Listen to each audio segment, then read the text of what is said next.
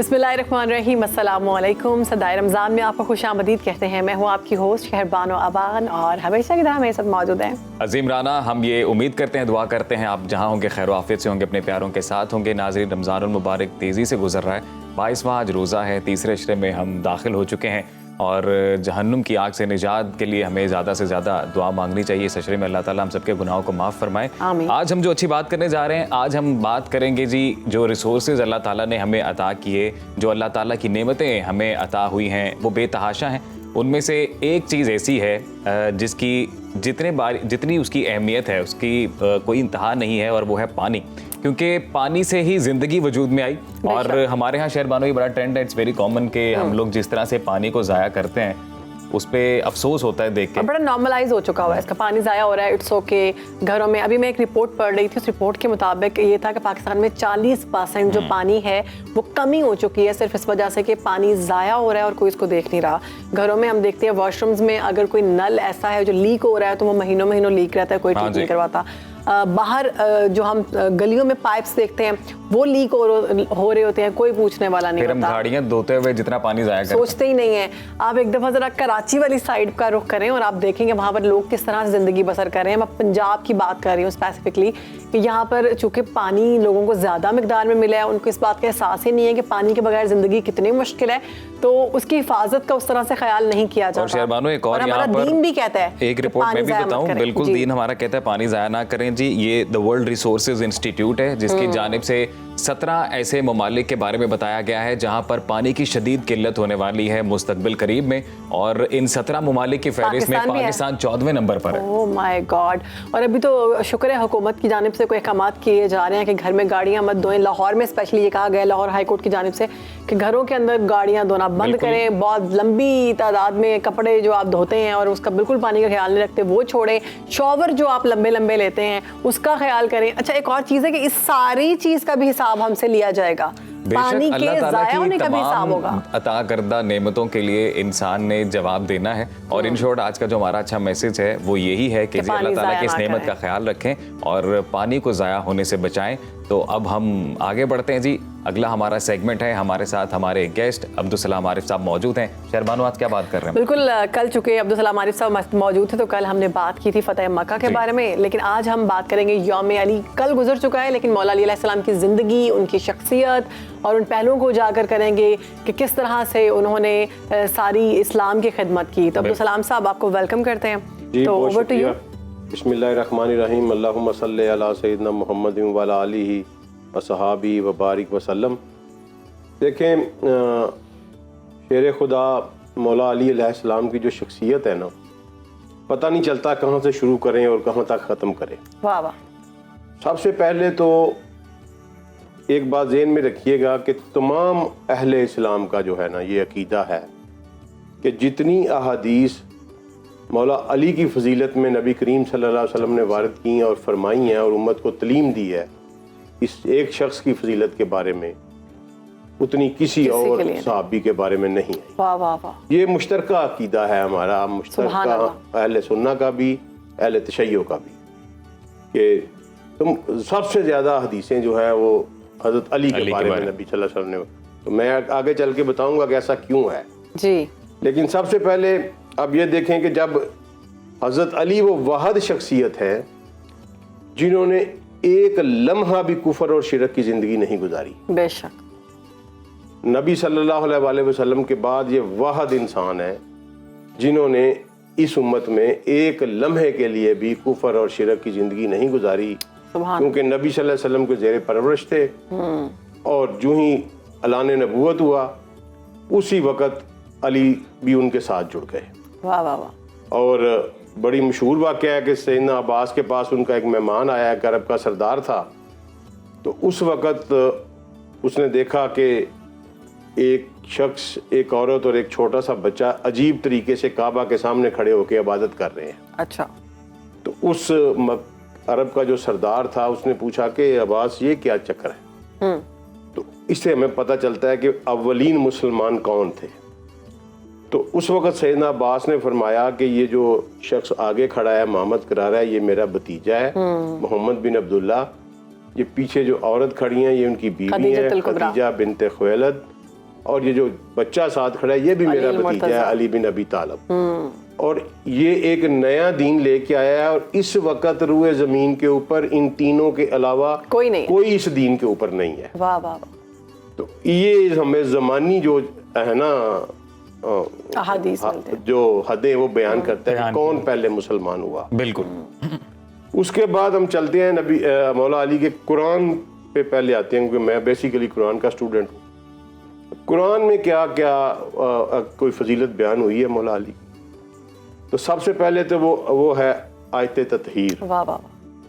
ठीक है जी, जिसमें हमारी तमाम अहादीस में मिलता है और ये भी मुतफिका है हमारा अहले तशय्यो का भी और अहले सुन्ना का भी ये मुतफिका है कि नबी करीम सल्लल्लाहु अलैहि वसल्लम ने अपनी चादर मुबारक काली कमली जिसको हम कहते हैं उसको फैलाया, हसन हुसैन और सईदतुन्नसा और अली को उसमें लिया और उन पर लपेट लिया और कहा कि ये ऐ अल्लाह ये मेरे अहले बैत है, हाउला ये अहलुल बैत, ये मेरे अहले बैत हैं, इनको पाक कर दे।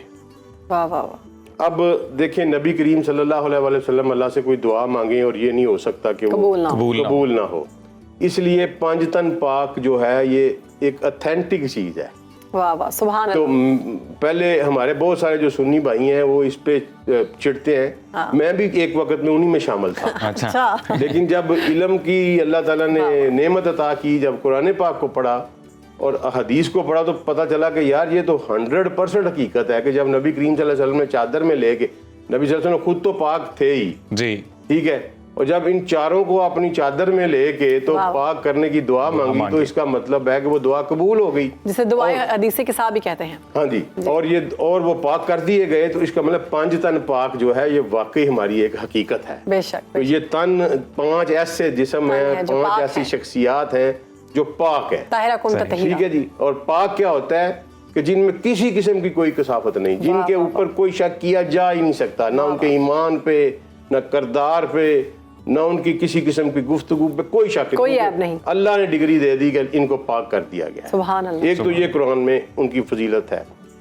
दूसरी इससे भी बड़ी फजीलत एक ये है कि नजरान के ईसाई जब नबी करीम सल्लल्लाहु अलैहि वसल्लम के पास आए वाह वाह। और काफ़ी दिन उनके साथ नबी सल्लल्लाहु अलैहि वसल्लम का मनाजरा चलता रहा, और वो चूंकि राहब थे, उनके पढ़े लिखे लोग थे, वो अपनी किताब से दलाइल लेके आए, नबी सल्लल्लाहु अलैहि वसल्लम कुरान से उनको जवाब दे रहे थे, लेकिन बात मनाजरा ख़त्म हो गया, वो बात मानने पर रजामंद नहीं थे।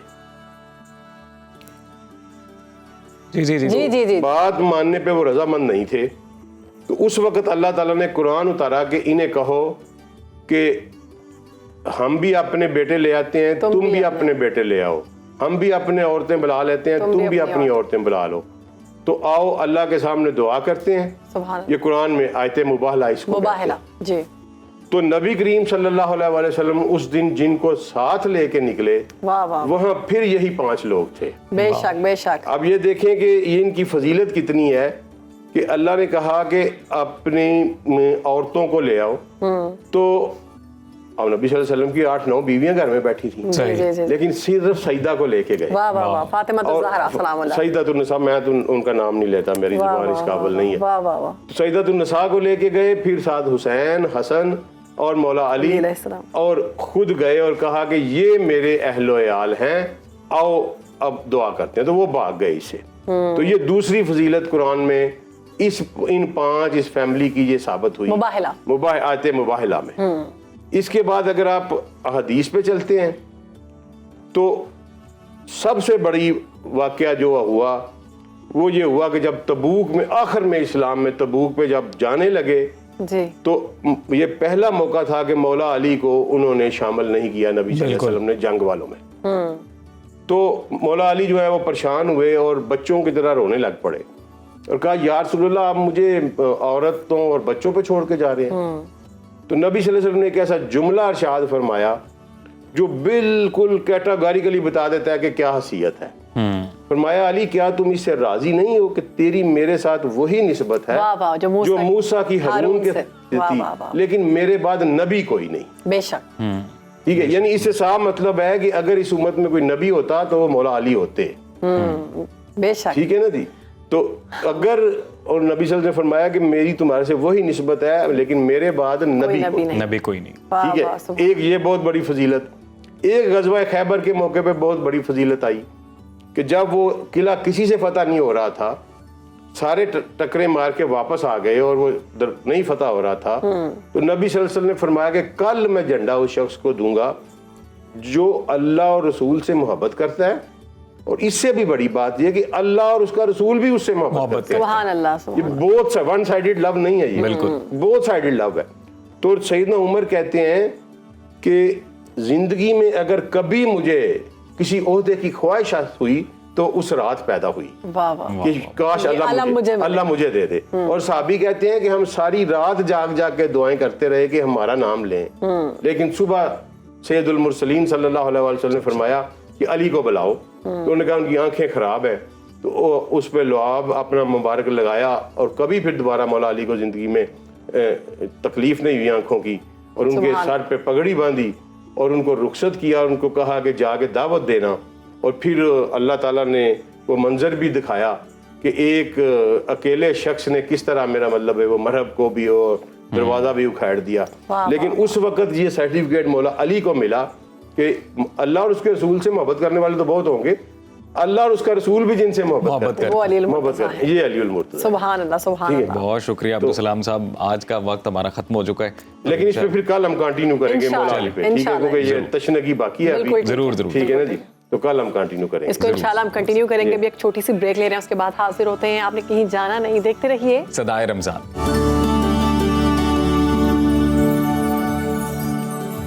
सदाए रमज़ान में आपको खुश आमदीद कहते हैं। आगे बढ़ते हैं और बात करते हैं इसराइली बर्बरियत और गज़ा की सूरत हाल पर। 7 अक्टूबर से शुरू होने वाली इस जंग में अब तक सैकड़ों ख़वातीन और बच्चों समेत शहीद फ़लस्तीनियों की तादाद 33,000 तक पहुंच चुकी है। दूसरी जानिब इजरायली पार्लियामेंट ने अल जज़ीरा टीवी की नशरियात बंद करने का हुक्म भी जारी कर दिया है। इतना सब कुछ होने के बावजूद मुस्लिम दुनिया की अगर बात की जाए तो वो खामोश बैठी हुई है।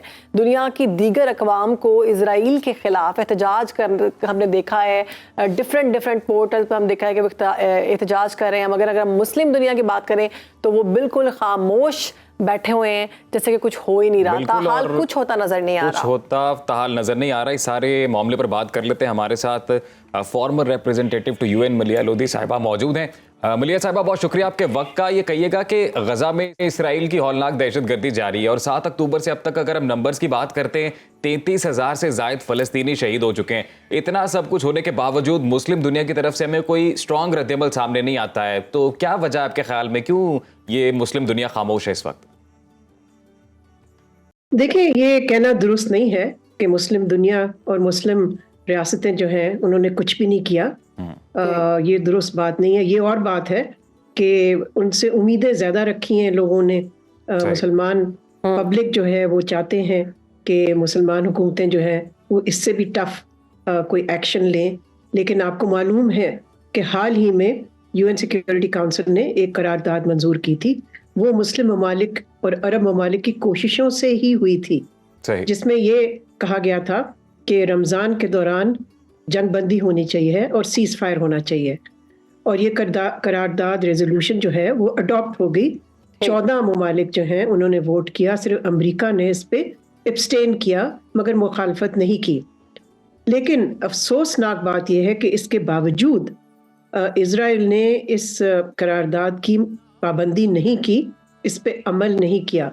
जैसे कि आपने भी कहा, उनकी बर्बरियत जारी है जी। उन्होंने अभी हाल ही में, यानी कि कल मेरा ख्याल है या शायद आज, उन्होंने एड वर्कर्स जो थे वहाँ, जो कि इमदाद के लिए वहाँ मौजूद थे सेंट्रल गाजा में, उस पे बमबारी की, जिससे कि दुनिया भर से कॉन्डमनेशन हो रही है। इसलिए कि काफ़ी सारे जो एड वर्कर्स थे वो फॉरेन नेशनल से, यानी कि वो फ़लस्तीनी नहीं थे। तो अब इस हवाले से भी मैं समझती हूँ कि इस वक्त इजराइल बहुत प्रेशर के नीचे तो है, लेकिन वो लगता यह है कि या तो वो अमेरिका की बात मान नहीं रहा है, या अमेरिका उस पर उतना दबाव नहीं डाल रहा जो कि उसको डालना चाहिए। बल्कि अभी एक अनाउंसमेंट हुई है कि अमेरिका जो है वो इजराइल को और फौजी इमदाद देने के लिए प्लान कर रहा है। तो इससे तो फिर जाहिर है, यही लगता है कि अमेरिका रोकने के लिए तैयार नहीं है इजराइल को। तो जी। मैं समझती हूँ कि एक ही मुल्क है जिसकी इजराइल सुनता है, जी। वो मुसलमान मुल्क नहीं है, वो अमेरिका है। बिल्कुल ऐसे। तो ये तो अमेरिका की इस वक्त जिम्मेदारी है अच्छा। कि वो प्रेशर मलिहा डाले, साहबा, अभी दबाव इजरायली डाले पार्लियामेंट ने ताकि कतरी नशरियाती इदारे अल जजीरा टीवी को इसराइल में बंद करने का कानून भी मंजूर करा लिया है। अभी क्या मीडिया से भी, आज़ाद मीडिया से भी खौफ खाने लग गई है इजराइल? इजराइल को तो बहुत अरसे से खौफ है आजाद मीडिया से, ये कोई पहली दफा तो नहीं है। जी। वो तो इजाजत ही नहीं दे रहे वेस्टर्न मीडिया के बहुत सारे लोगों को वहां जाने के लिए भी। तो देखें, वो तो हर फ्रंट पे आपने देखा है कि इजराइल क्या कर रहा है। जी। अल जजीरा को बंद करने की कोशिश कर रहा है, उसके अलावा एड वर्कर्स पे बमबारी की है, इमदाद नहीं अंदर जाने दे रहे, और जो उन्होंने अल शिफा अस्पताल का हशर किया है, उसकी तस्वीरें अगर आप देखें तो बिल्कुल रोंगटे खड़े हो जाते हैं। और बिल्कुल ही यानी कि इतनी खौफनाक किस्म की उन्होंने वहाँ बर्बरियत की है कि अब ये उम्मीद हम रखते हैं कि कोई ना कोई इदारा हो जो कि अकाउंटेबिलिटी करे इजराइल का, इसलिए कि जो इजराइल ने किया है, मैं समझती हूँ कि मॉडर्न हिस्ट्री में हमें इसका कोई प्रेसिडेंट नहीं मिलता। बिल्कुल तो ऐसे। मलिहा साहिबा, आपको लग रहा है कि इस वक्त पूरी दुनिया में कोई ऐसी अदालत या कोई ऐसा मुल्क मौजूद है जो दरियाफ्त कर सकता है इसराइल से उसके तमाम जो जराइम है उससे मुतल्लिक? देखें, लगता तो है कि नहीं है, इसलिए कि ना इजराइल सिक्योरिटी काउंसिल की सुन रहा है, ना उन्होंने इंटरनेशनल कोर्ट ऑफ जस्टिस की सुनी है, आईसीजे की भी उसने खिलाफ वर्जी की है, करारदाद की भी खिलाफ वर्जी कर रहे हैं। मगर जैसे मैंने पहले कहा, एक ही मुल्क है जिसकी वो इजराइल सुनने को तैयार है, और वो है अमेरिका। अमेरिका का ये इंतखाबात का साल है, और लगता ये है कि सदर बाइडन जो है वो बिल्कुल ही उस तरह का दबाव डालने को तैयार नहीं है। मलिहा साहबा, आने वाले दिनों में सूरत हाल जो है वो आप बदतर होती हुई देख रही हैं या बेहतरी की जाने बढ़ेगी? नहीं, बेहतरी तो बिल्कुल ही नहीं नजर आ रही, और मेरा ख्याल है उसकी सबसे बड़ी वजह जो है वो अमेरिका की पॉलिसी है, जो कि एक यकतरफा वन साइडेड बिल्कुल ही ब्लाइंड सपोर्ट है इजराइल के लिए। और मलिहा साहिबा, जाते जाते अगर आप पाकिस्तान का जो अब तक का किरदार रहा है सारी सूरत हाल में, उससे मुतमईन हैं? Are we doing enough? इस बारे में भी कुछ कहिए। जी, आई थिंक पाकिस्तान जो कर सकता था उसने किया। सही। उसने रोल प्ले किया OIC में, UN जनरल असेंबली में, वहाँ पर भी फ़लस्तीनी इशू की हिमायत में पाकिस्तान ने बहुत ही स्ट्रॉन्ग पोजीशन इख्तियार की। यहाँ पर भी मैं समझती हूँ कि पाकिस्तान की हुकूमत जी इमदाद भी पाकिस्तान ने भेजी है फ़लस्तीनियों के लिए, गाज़ा के जो लोग हैं उनके लिए। तो मैं समझती हूँ कि मुख्तलिफ फ्रंट्स पे जो पाकिस्तान कर सकता था, पाकिस्तान ने किया। बहुत शुक्रिया मलिहा लोधी साहिबा, आपने अपना कीमती वक्त निकाला और सदाए रमज़ान में इख्तियार किया, आपने वक्त दिया और इस वक्त गज़ा में जो सूरत हाल है उससे मुतल्लिक अपना तज्ज़िया पेश किया। तो एक ब्रेक ले रहे हैं, ब्रेक के बाद हाजिर होते हैं। वेलकम बैक जी। प्रोग्राम में आगे बढ़ते हैं, बात करेंगे एक ऐसे ट्रस्ट के बारे में जहां थैलेसीमिया के शिकार बच्चों का इलाज बिला मुआवजा किया जाता है। 2017 से कायम रियाज मंसूर ट्रस्ट से अब तक सैकड़ों मरीजों का इलाज किया जा चुका है। इस वक्त हमारे साथ मौजूद हैं रियाज मंसूर ट्रस्ट के सदर मोहम्मद नफीस साहब, उनसे बात करते हैं। नफीस साहब, आपको खुशामदीद कहते हैं सदाए रमज़ान में। रियाज मंसूर ट्रस्ट के बारे में हमें बताएं, किस तरह से काम करता है, कौन कौन सी सहूलियात हैं जो आवाम को फराहम की जाती हैं? जी, बिस्मिल्लाहिर्रहमानिर्रहीम। रियाज मंसूर ट्रस्ट का क़याम जो है वो जैसे कि अभी आपने बताया 2017 में अमल में आया था, और बुनियादी तौर पर इसे एक जनरल हेल्थ केयर का सेटअप हम लोगों ने बनाया था। लेकिन फिर ये ज़रूरत महसूस हुई कि इस वक्त जो माशरे में जिन बीमारियों पर काम करने की ज़रूरत है हम उन पर काम करें, तो फिर थैलेसीमिया का शोबा जो है वो हमने चूज़ किया, ऑल्दो कि इसके साथ मल्टीपल दूसरे शोबे भी हैं जिस पे रियाज मंसूर ट्रस्ट काम कर रहा है। बिल्कुल ठीक है। तो थैलेसीमिया के पेशेंट को कर रहे हैं मेजर? जी, जो स्पेशली जिस कॉज को लेके चल रहे हैं दैट इज़ थैलेसीमिया। ऑल्दो के हमारे पास आर्थोपेडिक सर्जन हैं, हमारे पास जनरल सर्जन हैं, कार्डियोलॉजिस्ट हैं, हेमाटोलॉजिस्ट हैं, चाइल्ड स्पेशलिस्ट हैं, गायनाकोलॉजिस्ट हैं, रेडियोलॉजिस्ट हैं, और बहुत से डॉक्टर अल्हम्दुलिल्लाह अंडर वन रूफ ये तमाम सर्विसेज प्रोवाइड कर रहे हैं इन बच्चों को। अच्छा, अगर कोई लाइक थैलेसीमिया का पेशेंट है तो वो जाना चाहता है, रजिस्टर करवाना चाहता है, तो प्रोसेस क्या है? उसका प्रोसेस कुछ भी ऐसा प्रोसेस नहीं है कि जिसमें एक गरीब बंदे को परेशान होना पड़े। अच्छा। जो वालिदैन अपने बीमार बच्चे की वजह से, उसकी बीमारी की वजह से परेशान है, तो हम उसे किसी ऐसे प्रोसेस का शिकार नहीं करते कि उसे मजीद परेशानी का सामना हो। सिंपली उसके लिए पेशेंट को आना होता है, उसकी जो डायग्नोसिस हैं वो साथ लेके आता है, और उन्हीं डायग्नोसिस को हम देखते हुए बच्चे को रजिस्टर करते हैं, जिसमें कुछ थोड़े से डॉक्यूमेंट्स होते हैं जो आसानी से वो प्रोवाइड कर देते हैं। अच्छा, ये थैलेसीमिया के जो पेशेंट, जो बच्चे पैदा होते हैं, इसकी वजह क्या है? Cousin marriages? देखें, कज़न मैरिजेस में ये रेशो ज़्यादा है। अदरवाइज तो अगर मेल और फीमेल दोनों कैरियर हों थैलेसीमिया के, तो फिर उनकी आइंदा आने वाली नस्ल जो वो थैलेसीमिया मेजर पैदा होती है। सही। तो उसमें रीज़न कि दोनों कैरियर हैं, और कैरियर की मिसाल बिल्कुल इस तरह है कि एक पेट्रोल है और एक माचिस है, दोनों का मिलाप तबाही का बायस बनता है। लेकिन उन माँ बाप में कोई इशू नहीं होता? नहीं, वो नॉर्मल जिंदगी गुजारते हैं, उन्हें कोई मसला नहीं होता। तो सर आप हमारे व्यूवर्स को ये भी बताएं कि इस मर्ज से बचा कैसे जा सकता है, इसको अवॉइड कैसे कर सकते हैं, क्योंकि आप तो इन डिटेल इसको डील कर रहे हैं। और इसका मुकम्मल क्योर है या नहीं? नहीं, इसका मुकम्मल क्योर पूरी दुनिया में नहीं है, लेकिन एक रिसर्च अभी जो आई है, रियाज मंसूर ट्रस्ट ने अल्हम्दुलिल्लाह इस पे काफ़ी काम किया है, और बताना चाहूँगा कि अल्हम्दुलिल्लाह अब बच्चे ठीक हो रहे हैं। सिर्फ मेडिसिन उन्हें लेनी पड़ रही हैं, और 3 साल हो गए बच्चों को ब्लड नहीं लग रहा। अच्छा, तो ये अल्हम्दुलिल्लाह एक उसकी क्या वजह है? उसकी वजह कॉम्बिनेशन ऑफ मेडिसिन रिसर्च जो है। बच्चों की जो HB है, अगर एक बच्चा आज ब्लड लगवाता है तो अगले हफ्ते 10 दिन बाद उसकी HB दोबारा 3-4 पे आ जाती थी। तो अब जो मेडिसिन हम दे रहे हैं अल्हम्दुलिल्लाह सिर्फ वो मेडिसिन खा रहे हैं, और उसके बाद अब उनकी HB जो है हीमोग्लोबिन वो 10 पे है। वो खुद बना रही है मेडिसिन? जी, मेडिसिन खुद बना रही है। अब उन्हें ब्लड ट्रांसफ्यूजन की ज़रूरत भी नहीं पड़ती। तो ये एक बड़ी अचीवमेंट है। इंशाल्लाह ताला बहुत जल्द हम पाकिस्तान के तमाम इदारों को ये जो हमारी रिसर्च है और ये जो इंशाल्लाह ये बहुत बड़ी नेकी है। तो और मोहम्मद नफीस साहब ये भी बताइए हमारे नाज़रीन को कि ये चैरिटी ट्रस्ट है, ये सिर्फ चैरिटी पे चलता है या कोई और तरीकाकार भी है? जो लोग अप्रोच करना चाहे वो कैसे अप्रोच करें? जी, बेसिकली ये चैरिटेबल ऑर्गेनाइजेशन है, और लोगों के ज़कात अतियात पे ये इदारा चल रहा है। और हम चूंकि कोई बिजनेस तो कर नहीं रहे हैं, तो ऑब्वियसली मुआशरे के लोग ही आगे बढ़ेंगे, वही हमारा हाथ थामेंगे, तो फिर हम इस पोजीशन में होंगे कि हम इन बच्चों का तो अखराजात किस तरह से पूरे करते हैं? अखराजात पूरा करने के लिए हमारे मुकामी डोनर्स जो हैं, पाकिस्तान से, अब्रॉड से हमें कोई डोनेशन नहीं आता। पाकिस्तान के बहुत सारे ऐसे लोग हैं जिनका मैं चंद का नाम भी लेना चाहूँगा, जिनमें ख्वाजा शाहज़ेब अकरम साहब हैं, बहुत साथ देते हैं, मोहम्मद हुसैन गौहर साहब, और शेख आबिद महमूद साहब, बशीर चौहान साहब, और बहुत सारे नाम लेना शुरू करूं तो बहुत सारे होंगे। अल्हम्दुलिल्लाह ये वो दर्द दिल रखने वाले लोग हैं जो हमारे साथ हैं, और मैं समझता हूं कि रियाज मंसूर ट्रस्ट की कामयाबी में मोहम्मद सलीम साहब हैं, इनका बहुत बड़ा रोल है कि अल्हम्दुलिल्लाह रियाज मंसूर ट्रस्ट ने कामयाबी की इतनी मनाजिल तय की हैं। नफीस साहब, हम ये भी जानना चाहते हैं कि बहुत ज़्यादा ट्रस्ट इस वक्त हैं, मतलब लोग जानते हैं जिनके बारे में, तो रियाज जो ट्रस्ट है वो किस तरह से मुख्तलिफ है बाकी ट्रस्ट से?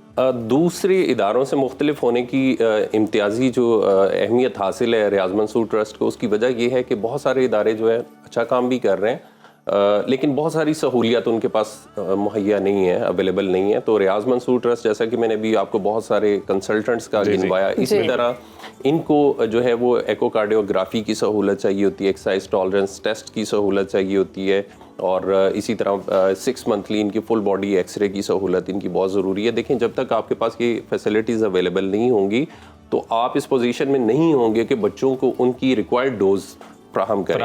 आप अगर उन्हें मैनुअली ये चीज़ें देते जाएंगे, आपको आइडिया ही नहीं होगा कि बच्चे की इंटरनल कंडीशन क्या है, तो आप किस तरह से उसको जो है डोजेज प्लान करके अच्छा नवीद साहब, जैसे अब ब्लड तो लग गया बच्चे को, जो कि आपकी ट्रस्ट की जानिब से काम किया जा रहा है, और बहुत बड़ा काम है ये, तो इसके बाद भी क्या पूरा बच्चे के ऊपर मेडिकेशन को देखना होता है, पूरा मुआयना करना होता है कि किस तरह से वर्क कर रहा है? देखें, ब्लड लगने के बाद इसकी अपनी कुछ बहुत सारी कॉम्प्लिकेशंस होती हैं कि रिपीटेडली ब्लड ट्रांसफ्यूजन्स के बाद बच्चों को प्रॉब्लम ये होती है कि इनका आयरन बहुत ज़्यादा बढ़ जाता है। आम इंसान के लिए तो वो ये सोना है, लेकिन इन बच्चों के लिए जहर है, और ये ही चीज़ है आयरन जो इन बच्चों की सडन डेथ का बाइस बनता है। आप सुनते होंगे कि बच्चों की थैलेसीमिया के बच्चों की एज बहुत कम होती है, और उसकी वजह पीछे यही।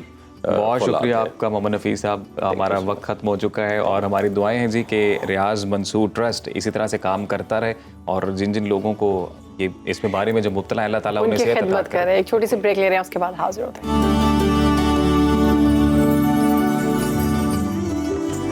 Welcome back. प्रोग्राम में आगे बढ़ेंगे, बात करेंगे सेहत के हवाले से। तो नाज़रीन, रोज़ों में सबसे ज़्यादा जो मसला आता है वो दर्द होती है। आपको कभी सर में होती है, कभी बाजू में, कभी टांगों में, और अगर बात करें माइग्रेन की तो वो तो मैं यहाँ पर अपने ऑफिस में भी देखती हूँ, और घर में भी कुछ लोग ऐसे मौजूद हैं जो रोज़े से पहले और रोज़े के फ़ौरन बाद, यानी इफ्तारी के फ़ौरन बाद शदीद सर में दर्द के शिकार हो जाते हैं, जिसकी वजह से मुश्किल होता है अगला रोजा रखना। तो इसी पर बात करेंगे, हमारे साथ हमारे गेस्ट मौजूद हैं। जी बिल्कुल, पेन मैनेजमेंट स्पेशलिस्ट हैं डॉक्टर शहजाद करीम साहब। डॉक्टर साहब welcome to Sada-e Ramzan sir, thank you so much. कैसे हैं आप? बहुत शुक्रिया जी। तो डॉक्टर साहब, यही रमज़ान में हम देखते हैं कि जिन लोगों को सर दर्द, घुटनों में दर्द, टांगों में दर्द होता है अमूमी तौर पे, रमज़ान में वो ज़्यादा शदीद हो जाता है, तो इसकी वजह क्या है और फिर इसको ट्रीट कैसे किया जा सकता है? आपकी बात बिल्कुल दुरुस्त है। हमारे पास आजकल काफ़ी ज़्यादा पेशेंट्स आते हैं, ख़ास तौर पे जो सर दर्द के दो मरीज़ हैं वो दो तरह के हैं। एक वो लोग होते हैं जिनको ज़ोहर की नमाज के बाद दर्द शुरू हो जाती है, जिसका हम आफ्टरनून हेडेक कहते हैं। सही। और ये एक रिकग्नाइज टर्मिनोलॉजी है। मुल्क से बाहर भी वो लोग जो 10-12 घंटे का फाका करते हैं उसके बाद उनको दर्द शुरू हो जाती है जी। और ये इसकी 3-4 रिकग्नाइज रीजंस हैं। मसलन वो लोग, होता क्या है, जब आप 10 घंटे 12 घंटे कुछ खाते नहीं है और ख़ास तौर पे कुछ पीते नहीं है, तो फिर क्या होगा कि 3-4 चीज़ें होती हैं बॉडी में। सबसे पहली बात पानी की कमी, जिसको हम डिहाइड्रेशन कहते हैं। ये ब्लड प्रेशर के साथ ये भी कम हो जाता है, इट कैन कॉज हेडेक। फिर शुगर की कमी, जब ब्लड लेवल्स के शुगर लेवल लो हो जाएगा, ये भी पेन कॉज करेगी। उसके बाद अगली वजह है निकोटीन की कमी। वो लोग जो सिगरेट पीते हैं और जो चाय पीते हैं उनमें कैफीन की कमी, ये 4 कमियां मिल के दर्द शुरू कर देती हैं, जिसको हम आफ्टरनून हेडेक कहते हैं। तो हल क्या है इसका? इसका हल सिर्फ ये है कि 2 काम करें। एक तो पानी की मिकदार ज़्यादा रखें, लेकिन एक बात याद रखनी है कि जब पानी की मिकदार हमने सहरी से लेकर अफ्तार से लेके सहर तक तब पानी पीते रहना। इकट्ठा पानी सहरी से पहले 6 गिलास पीने से कोई फ़र्क नहीं पड़ेगा। इसी तरह जब हम खाना खाते हैं तो सहरी से पहले अगर हम 3 पराठे खाते हैं, इसका मतलब हरगिज़ ये नहीं कि पहला पराठा जोर तक चलेगा, दूसरा असर तक चलेगा और तीसरा जो है मगरिब तक। ऐसे नहीं होता। अब होता है कि जब ज़्यादा पानी पीते हैं तो ज़्यादा पानी निकल जाता है। जब पानी निकलेगा तो उसके साथ नमकियात निकलेंगे। जब नमकियात निकलेंगे तो सिर्फ डिहाइड्रेशन ही नहीं होगी, मसल्स में क्रैम्प्स पड़नी शुरू हो जाएंगी, पट्टे खिंचने शुरू हो जाएंगे। तो उसका तरीका ये है कि आप पानी ज़रूर पिएं, ज़्यादा पिए, लेकिन वक्फे से पीते रहें ताकि बॉडी उसको एब्जॉर्ब करती रहे। अच्छा, यहाँ पे हमारे कुछ एंकर्स भी हैं और मेरी अपनी बहन जो है उनके साथ ये इशू है कि इफ्तार के फ़ौरन बाद उनको माइग्रेन शुरू हो जाती है और उसके बाद वॉमिट भी आना शुरू हो जाती हैं और ना वो कुछ खा सकती हैं, ना वो कोई काम कर सकती हैं। एंकर जो है वो परफॉर्म नहीं कर सकती। तो इसका कोई हल है? माइग्रेन बहुत बुरी दर्द है और ये बदकिस्मती से 4 to 6 टाइम्स मोर फीमेल्स में पाई जाती है। और माइग्रेन होने से पहले अक्सर लोगों को पता चल जाता है कि मुझे दर्द होने वाली है। और वो फिर दर्द होती है, फिर उसको हम ऑरा कहते हैं, फिर पेन का एपिसोड होता है, फिर उसके बाद में जो ख़त्म होने के बावजूद भी कुछ कन्फ्यूजन, कुछ बंदा फिट नहीं रहता जी। अच्छा, 2 चीज़ें हमने देखनी है कि एक तो जब दर्द शुरू हो जाए तो क्या करें। पहली बात है कि जब दर्द शुरू होने वाली हो, अगर आपको पता है कि मुझे किसी दवाई से आराम आ सकता है तो फ़ौरन बाद वो दवाई ले लें। चंद मुख्तलिफ दवाइयों के नाम जो यहाँ लेना मुनासिब है। सही। नंबर 1। नंबर 2, जब दर्द शुरू हो जाए तो फिर क्या करें? फिर 2 काम कर सकते हैं। एक तो हम ये जो कनपट्टियाँ होती हैं इसको थोड़ा सा रब करें। नंबर 2, किसी ऐसी जगह पे चले जाएं जहाँ पे शोर कम हो, रोशनी कम हो, स्मेल कम हो, क्योंकि वो तमाम चीज़ें जो पेन बहुत ज़्यादा ये ट्रिगर करती हैं। स्ट्रॉन्ग स्मेल, इसके बाद रोशनी ज़्यादा, फ्लिकरिंग लाइट्स, इसके अलावा जहाँ पे शोर बहुत है, और फिर वो बंदा जिसको रेस्ट प्रॉपर नहीं मिला, जो सोया प्रॉपर नहीं है, फटीग्ड है, ओवर एक्सर्टेड है, स्ट्रेस में है, इन तमाम लोगों को माइग्रेन होने के चांसेस ज़्यादा होते हैं। ठीक। इस वक्त हमने उसको मैनेज करना है। जहाँ तक आई ट्रीटमेंट करने की बात, यस, हम as a pain management specialist हम माइग्रेन को ट्रीट करते हैं कि लेटेस्ट थेरेपी जिसको हम ओजोन थेरेपी कहते हैं। अच्छा। वो हम करते हैं कि हम ये माइग्रेन जो ऑक्सीजन से वो ओजोन बनती है उसको हम स्किन में लगाते हैं, स्किन में हेड के ऊपर, स्किन के ऊपर लगाते हैं, अंदर नहीं, वो एब्जॉर्ब हो जाती है। माइग्रेन के पेशेंट्स को होता है कि उनको ऐसे लगता है जैसे हमारे सर के अंदर कोई मशीन चलना शुरू हो गई है या पट्टे खींचना शुरू हो गए। वो दोनों चीज़ें उससे बेहतर हो जाती हैं, क्योंकि ऑक्सीजन है, कोई साइड इफेक्ट नहीं है, कोई नुकसान नहीं है किसी किस्म का, उसका आफ्टर इफेक्ट। अच्छा, कुछ लोगों को आफ्टर डिलीवरी अगर बात की जाए सी सेक्शन की या फिर एनेस्थीसिया किसी भी ऑपरेशन में लगता है तो उसके बाद उनको हेडेक अटैक्स आते हैं, और हमने कुछ केसेस देखे हैं कि सी सेक्शन के बाद अक्सर खवातीन को ये चीज़ का सामना होता है। तो इसका भी कोई इलाज है? जी बिल्कुल है। असल में होता है कि आमतौर के ऊपर जब भी नॉर्मल डिलीवरी, अब तो नॉर्मल डिलीवरी के ऊपर भी और बाज़ औक़ात सिजेरियन में एक इंजेक्शन लगाते हैं, उसको एपिड्यूरल कहते हैं जी। वो इंजेक्शन एपिड्यूरल के अपने बाज़ औक़ात साइड इफेक्ट्स हो जाते हैं, मोस्टली तो ये सक्सेसफुल होते हैं, लेकिन बाज़ औक़ात उससे हेडेक्स भी होती हैं और बाज़ औक़ात कमर में दर्द भी होती है जो मुस्तकिल रहती है। तो उसको ठीक करने के तरीके भी हैं, हम उसको मैनेज कर सकते हैं, उसको ठीक कर सकते हैं। लेकिन वो इतनी पेनफुल पेन, मतलब इतनी तकलीफ दे पेन होती है कि इंसान जो है वो कुछ उसको याद नहीं रहता कि मेरे साथ क्या हो रहा है, मतलब जैसे झटके आना एकदम सर पे जैसे कोई करंट लगा रहा हो, इस तरह की तकलीफ का सामना भी करना पड़ता है। जी बिल्कुल, ये हर पर्सन की वेरिएबल जो है उसके रिस्पॉन्स होते हैं। यानी अगर किसी शख्स को ये होता है तो उसको क्या करना चाहिए? उसको पहली चीज़ तो ये कि वहाँ पे 3-4 हम काम उनको कहते हैं। पहली बात, वहाँ पे आप एक कोल्ड मसाज करें, मसलन थोड़ी सी बर्फ़ लें, उसको शॉपर में डालें, उसके ऊपर कपड़ा लपेटें और उसके ऊपर वहाँ पे ख़ास तौर पे अगर कमर में हो रही है तो वहाँ पे रख दें, क्योंकि उससे थोड़ी सी थेरेपी से वो बेहतर हो जाए। नहीं तो आजकल तो आइस पैक्स मिलते हैं, वो ले लें, वो ले लें। उसके बाद जो घर में रूटीन की जो आपके पास पेन किलर्स मिलती हैं वो खाएं, उनको इस्तेमाल करें। प्लस ठंडी चीज़ें जो हैं, जितनी ठंडी चीज़ें खाने की हैं, लगाने की बात नहीं कर रहा, उनसे परहेज़ करें, ओवर एक्सर्शन से परहेज़ करें और अपने आप को थोड़ा सा रेस्ट दें और थोड़ी सी एक्सरसाइज वॉक शॉक ज़रूर करें ताकि मसल थोड़े से मजबूत होंगे तो दर्द आहिस्ता आहिस्ता खुद ही बेहतर हो जाएगा। डॉक्टर साहब, मैं तो कह रहा हूँ हमारे नाज़रीन को लाइफ मैनेजमेंट भी अगर आप बता दें कि पेन को लाइफ में किस तरह से मैनेज कर लें कि आप दवाइयों से और बाकी तरीकों चीज़ों से दूर ही रह सकें। सर जी, 2 काम याद रखें। मेरे पास जितने पेशेंट्स आते हैं उनसे मैं सबको बताता हूँ, उनसे 2 सवाल पूछता हूँ, आपसे भी पूछूंगा। पहली बात ये बताएं कि रेगुलर एक्सरसाइज कौन करता है? सही। 100 में से 90% जवाब होता है नहीं। नंबर 2, टाइम पे कौन सोता है?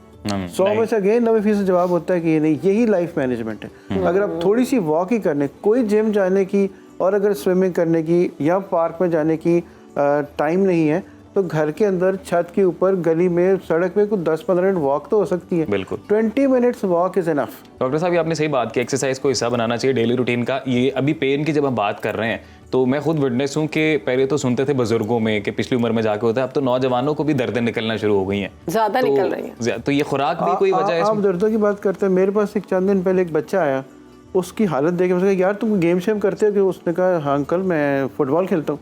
मैं कहा यार तुम्हारी हालत से तो फुटबॉल वाले तुम नहीं लगते। उसने कहा जी मैं नेट पे खेलता हूँ। ऑनलाइन।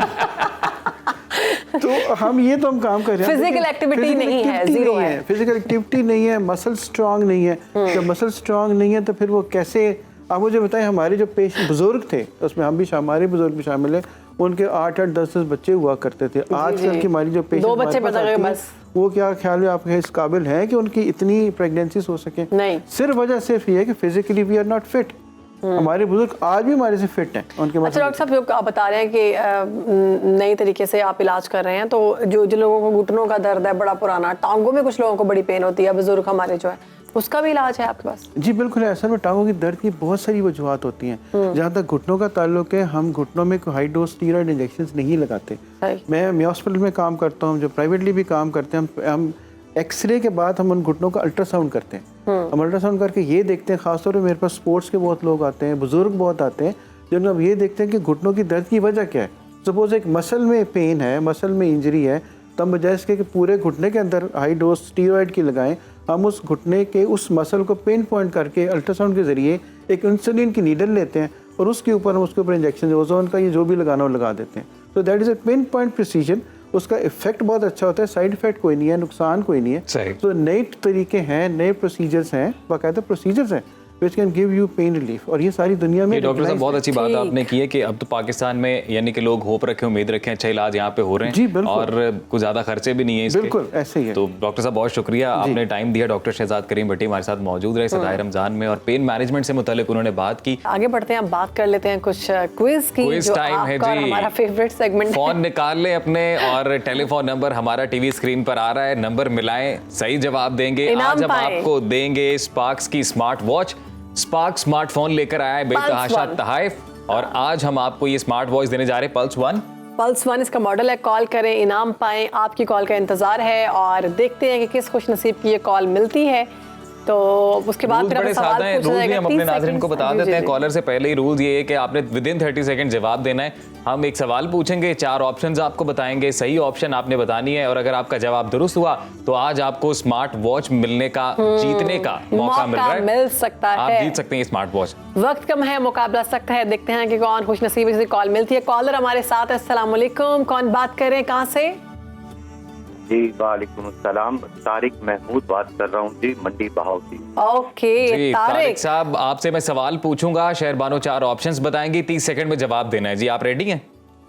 जी चलें तारिक साहब, सवाल ये है जी कि कुरान करीम की कुल कितनी मंजिलें हैं? तो तारिक साहब आपका वक्त शुरू होता है अब। ऑप्शन नंबर 1 है 7 मंजिलें, ऑप्शन नंबर 2 है 5 मंजिलें, ऑप्शन नंबर 3 है 6236 मंजिलें और ऑप्शन नंबर 4 114 मंजिलें। जी ऑप्शन 1 7 मंजिलें। आप श्योर हैं? जी जी, कुरान पाक की 7 मंजिलें। 7 मंजिलें। तारिक साहब कांग्रेचुलेशन, सही जवाब दिया आपने, आप जीत चुके हैं। बहुत बहुत मुबारक। स्मार्टफोन की जानिब से पल्स 1 ये वॉच आपके नाम। स्मार्ट वॉच आप जीत चुके हैं। हमारी टीम आपके साथ कांटेक्ट में है, अपना मेलिंग एड्रेस दें ताकि ये वॉच आप तक बर वक्त पहुंच जाए। तो नाजरीन आप बड़ा भी ही हो आसान सकते तरीका है। हैं इन खुश नसीबों में शामिल अगर आप वक्त पर कॉल करें और आपको स्पार्क्स की जानिब से ढेरों तोहफों में से कोई एक तोहफा दिया जा सकता है। वो स्पार्क स्मार्टफोन हो सकता है या स्पार्क इस रमजान स्मार्टफोन की बिल्कुल वॉच। स्पार्क स्मार्टफोन लेकर आया बेतहाशा तहाइफ। तो आप रोजाना की बुनियाद पर इस क्विज का हिस्सा बन सकते हैं, पार्टिसिपेट और कर हम सकते हैं। कोशिश करते हैं तरीकाकार बहुत यही है, आसान कॉल आसान करने का। सवाल रखें जो बहुत लोगों आसान को सवाल। अमूमी तौर पर पता होते हैं। तो बड़ा अच्छा लगा, आप लोग बड़ा बढ़ चढ़ कर हिस्सा ले रहे हैं और हम देखते हैं कि कॉल्स का सिलसिला बहुत पहले से शुरू हो जाता है। तो अभी हम एक ब्रेक ले रहे हैं, ब्रेक के बाद हाजिर होते हैं। आपने कहीं जाना नहीं, देखते रहिए सदाए रमजान।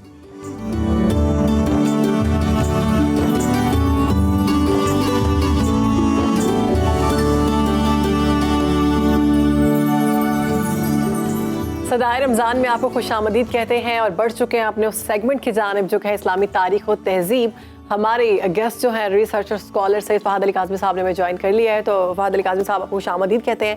आज फिर हम इराक का ही जिक्र करेंगे। जी, आज इराक पे ही बात जो हम कर रहे हैं उसको कंक्लूड करेंगे इंशाल्लाह। जी तो बिस्मिल्लाह। कहानी करें, आगे बढ़ाएं कहानी। बिस्मिल्लाह। जी बहुत शुक्रिया जी। कल हम हज़रत अली के हवाले से कॉन्वर्जेशन कर रहे थे और ख़ास तौर पे हिस्टोरिकल कॉन्टेक्स्ट कूफा के अंदर क्या हो रहा था और शहादत हज़रत अली के हवाले से भी हमने बात की।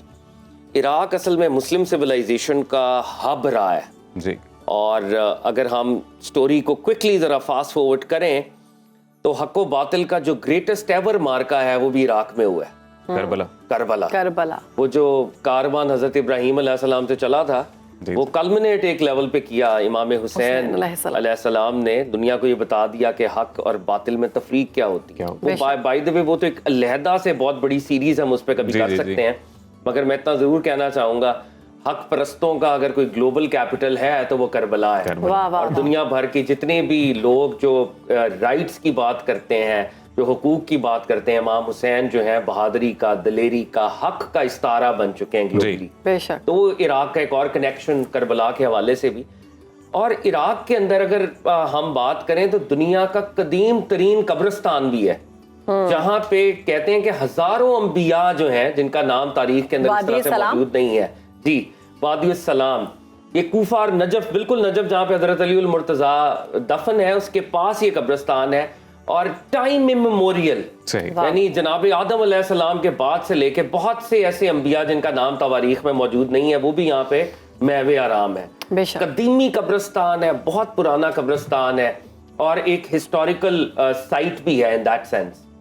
और उसके अलावा अगर हम देखें तो अहले बैत की जो बहुत से और लीडर्स थे, अहले बैत के इमाम्स थे, वो भी इराक के अंदर दफन हुए, जिसमें इमाम हुसैन का तो हमने जैसे बात की, इमाम मूसा इब्न जाफर अल काजिम, इमाम जवादुत तकी, इमाम अली नकी, इमाम हसन अल अस्करी, इन लोगों को मदीना से एग्जाइल किया जाता था उस दौर की। अली भी तो इराक में ही है। जी ऑफ कोर्स, उनकी हजरत अली उल मुर्तजा की तो हमने बात की।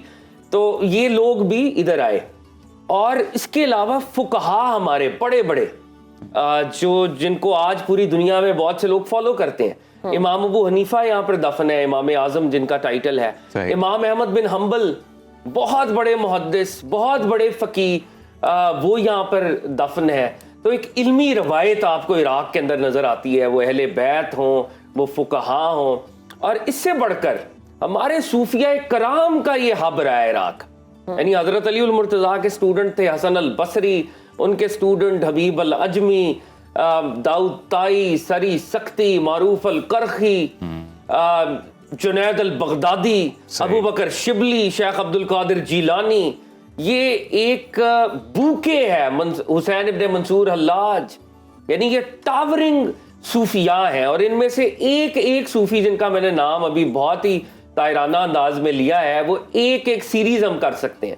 इन लोगों के ऊपर वेस्ट में रिसर्च हो रही है, शेख अब्दुल कादिर जिलानी पे, शेख जुनैद बगदादी पे, हजरत हसन अल बसरी पे, ऑक्सफोर्ड में, कैम्ब्रिज में बहुत सी किताबें हैं जिनके ऊपर लिखी गई, और ये हमारा वो इल्मी वर्सा है जो हमें इराक में नजर आता है। बेशक इराक के अंदर एक और गोल्डन एज जो है शुरू हुई, और वो गोल्डन एज इंटेलेक्चुअली शुरू हुई जब बनु अब्बास की यहाँ पे गवर्नमेंट कायम हुई। बनु अब्बास का जो खलीफा था, खलीफा मंसूर, जी। उसने बगदाद शहर की बुनियाद रखी। उससे पहले बगदाद शहर नहीं था। This was in year 762। Okay Baghdad शहर की बुनियाद रखी गई, और बगदाद जो था वो अपने दौर का कैम्ब्रिज था। गोरे कहते हैं कि जी ये एक जाइंट लेबोरेटरी ऑफ आइडियाज।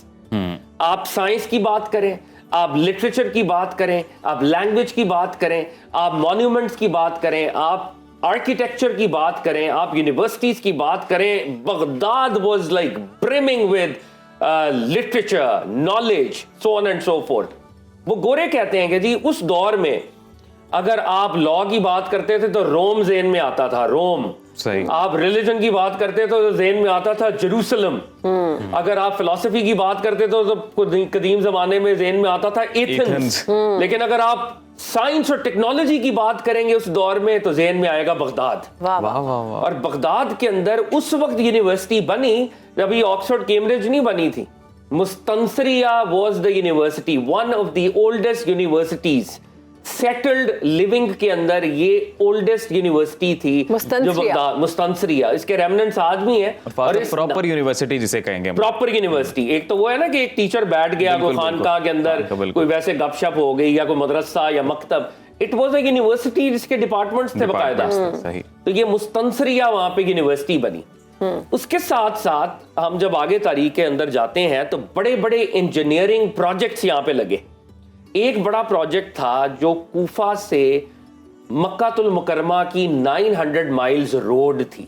अच्छा। 900 मील लंबी सड़क और रास्ता जो है, ये हारून रशीद की जो ज़ौजा थी मलका जुबैदा, उन्होंने ये बनाई थी 900 माइल्स। और इसमें क्या था, एक दिन की मुसाफत के ऊपर जो है वो कारवान सराय, वाटर का रिजर्वोयर, मोटेल जिसको कह लें वो, और ये 54 मोटेल्स थे और वाटर रिजर्वोयर्स थे, रहने की जगह थी। यानी एक डे की आपने मुसाफत की तो आप एक डे के बाद रेस्ट करें, फिर अगले दिन का सफर, फिर अगले दिन का सफर। 900 माइल्स लंबा। और आज भी वही रास्ता है जिसके साथ मेन रोड अब मॉडर्न डे के अंदर भी हमने बनाई है। सही। तो वो उस दौर का 900 माइल्स लंबा। उसके बाद हारून रशीद के दौर में जो एक बहुत बड़ा काम हुआ, उसने ट्रांसलेशन मूवमेंट शुरू की कि वो किताबें जो ग्रीक में है, जो हिंदी में है, संस्कृत में है, जो सीरियाक के अंदर है, उनको अरबिक के अंदर ट्रांसलेट करें। अच्छा। तो पुराने जितने बड़े फलसफी थे उन सारों को अरबिक में ट्रांसलेट किया गया। वो जो दुनिया भर का ग्लोबल विजडम था वो हम लोगों ने ट्रांसलेट किया है, और यहां से वो अरबिक से वापस अंग्रेजी में ट्रांसलेट हुआ है। सही, वाह, सही। वाह। आज हम जब अरस्तू की बातें करते हैं, इन लोगों की बड़े बड़े फिलोसफर्स की बातें करते हैं, ये उस ट्रांसलेशन मूवमेंट के जरिए जो है इनकी इन किताबों के मैन्युस्क्रिप्ट्स अरबाइज हुए। और होता ये था क्योंकि ग्रीक एक फॉरेन लैंग्वेज थी, तो सीरिया के अंदर लैंग्वेज थी सीरियाक। ग्रीक और सीरियाक में ट्रांसलेट होती थी, सीरियाक से अरबिक में ट्रांसलेट होती थी, क्योंकि सीरिया भी मुसलमानों के कंट्रोल में था ना। तो सीरिया और सीरियाक बिकेम दैट ब्रिज। फिर तो फाज़ साहब इल्म बचाने का जो सहरा है वो तो मुसलमानों के सर पे जाता है। एब्सोल्युटली, इसमें तो कोई शक ही नहीं है। एक्सेप्टेबिलिटी है दुनिया में, दुनिया भर में एक्सेप्टेबिलिटी है। जब वो रेनेसांस की बात करते हैं तो रेनेसांस, एनलाइटनमेंट, इसके पीछे वो मुसलमानों ही की तो वो बात करते तो हैं। फिर हम इतने ये वेस्ट पीछे के क्यों अंदर आ गए, इतना आगे हम जा रहे हैं? ये एक बहुत बड़ा सवाल है, इसको हम एड्रेस करेंगे, लेकिन ये एक और लेवल का सवाल है। Debate है इसके ये अलग सीरीज का तकाजा करता है। It's a big question. Nonetheless we need to answer this also. But वहां पे एक और चीज जो मैं आपसे शेयर करूं कि दुनिया की पहली एस्ट्रोनॉमिकल ऑब्जर्वेटरी, एक बहुत बड़ा मिनरेट बनाया मामून रशीद के दौर में, जो उस वक्त की गैलेक्सीज को ऑब्जर्व करता था। वाह वाह। और दुनिया के सर्कमफरेंस को कैलकुलेट करना और उसके मैप के एग्जैक्ट कोऑर्डिनेट्स को ढूंढकर दुनिया का ग्लोबल मैप बनाना, ये पहला काम भी बगदाद में हुआ है। और आप देखें ये जो अल-ख्वारिज़मी थे, जो कि मैथमेटिशियन थे टावरिंग किस्म के, आज हम बाइनरीज और ये और वो और डेसिमल सिस्टम, अरबिक न्यूमरल्स, बिल्कुल, अलजेब्रा, ये सारा काम उनका किया हुआ है। आज इसके पर कंप्यूटर्स खड़े हैं, वो बाइनरी 0-1 है ना, हम अक्सर वो कहते हैं ना, zero को अलजेब्रा की discover क्या करने वाले जरूरत थी, अलजेब्रा बहुत अल-ख्वारिज़मी। पहले अरब फिलोसोफर यूसुफ अल-किंदी बगदाद के अंदर मौजूद थे, जिन्होंने अरस्तु और उस सारे निसाब को अरब वर्ल्ड के लिए प्रेजेंट किया। अल-जाहिज़ बहुत बड़े प्रोज लिखने वाले थे, उनके जो एसेस थे, उनकी जो किताबें थी, वो कहते थे अरबिक का एक मास्टरपीस है। बहुत बड़े शोरा थे, और कुछ शोरा जो हिले हुए थे वो भी थे, यानी बड़े, जिस तरह यहाँ पे हमारे में नाम नहीं लेता, लेकिन उनमें से एक बड़ा नाम अबू नवास का था। अच्छा, तो ये इस तरह के फिर अलिफ लैलवी दास्तानें वो लिखी गई वहां पे, हारून रशीद को सुनाई गई। अलिफ लैला उस दौर का समझे Harry Potter multiply by infinity, जो क्रिएटिव इमेजिनेशन उधर हो रही थी। तो बगदाद एक ऐसा सेंटर था जिसकी मॉडर्न डे में भी आपको मिसाल नहीं मिलेगी। और it was a cosmopolitan city. इसको कहते हैं कि आज हम न्यूयॉर्क को कहते हैं ना melting pot, Baghdad was the melting pot. दुनिया भर की कौमों के लोग आते थे वहां पे, रहते थे, टॉलरेंस थी, land of opportunity, land of opportunities भी थी, land of debate, land of discourse, land of dialogue, जो कि दुनिया भर में कॉम्प्लिकेटेड डिबेट्स हो रही हैं उधर बगदाद के अंदर। तो ये हमारा वो वर्सा था, ये वो हमारा हेरिटेज था। हमने हजरत इब्राहीम अलैहिस्सलाम से कहानी को शुरू किया था। इब्राहीम अलैहिस्सलाम वाज बोर्न इन इराक। हजरत इब्राहीम से ये काफिला चला था, करते करते करते करते करते सरकारे दो आलम से अली उल मुर्तजा से इमाम हुसैन से आइमा अहले बैत, सहाबा, औलिया, और हमारी गोल्डन एज बगदाद। तो फाद साहब, अभी हम ऑफिशियली इराक अपना कवर कर चुके हैं। मतलब इराक हमने क्या कवर करना है, बर्ड्स आई व्यू हमने लिया है, बर्ड्स आई व्यू, लेकिन ये एक अपॉर्चुनिटी जरूर है। ये हमारी वो मेमोरी है जिससे कौमों के अंदर दोबारा इंस्पिरेशन पैदा हो सकती है। जोश हम पैदा इस हो हिस्ट्री सकता को है, पढ़ें और इस हिस्ट्री को मेन स्ट्रीम करें अपने नौजवानों तक। तो फाद साहब, हमारे नाजरीन को नेक्स्ट भी बता दें, नेक्स्ट हम क्या डिस्कस करने जी, हम अब इराक से ऊपर की जानिब टर्की की तरफ जाएंगे। टर्की की अच्छा। जानिब, और टर्की भी मेसोपोटामिया इसी का ही पार्ट इसी में आता था, है। और मतलब हिस्टोरिकली। तो अब हम टर्की की तरफ जाएंगे, और टर्की के अंदर मुसलमान कैसे पहुंचे, वो एक बजाते खुद एक बहुत बड़ा, बहुत जबरदस्त किस्म की मुहिम है। सुल्तान मोहम्मद फातेह की बात करेंगे, बहुत इंस्पिरेशनल स्टोरी है वो भी। बहुत ज़बरदस्त ये गुफ्तगू का सिलसिला जारी रहा। लेकिन मैं चाह रही थी कि अगर हम टर्की के बारे में बात करेंगे तो उसके कुछ पॉइंटर्स अगर आप हमें बता दें कि हम टर्की के अंदर जो सबसे इंपॉर्टेंट बात है वो फॉल ऑफ कॉन्स्टेंटिनोपल है। बिल्कुल।